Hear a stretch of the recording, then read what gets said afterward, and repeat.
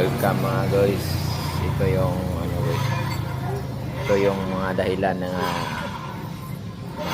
maingay yung sa gilid na Honda Beat. Honda Beat G5 guys. At saka mayroon pang ito guys. So ito yung bearing sa may cover guys. Guys ito yung medyo maingay na yung parang may kagurub-gurub na siya. At saka ito yung sa torque drive.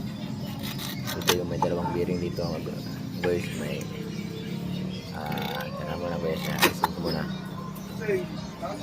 teka muna guys, alisin ko muna yung torque drive. Yan ako yung cellphone kasi wala akong ano ayan guys, tingnan nyo guys, ayan guys, mayroong bearing, ayan may ano na siya, may mga ano na, hindi naman yung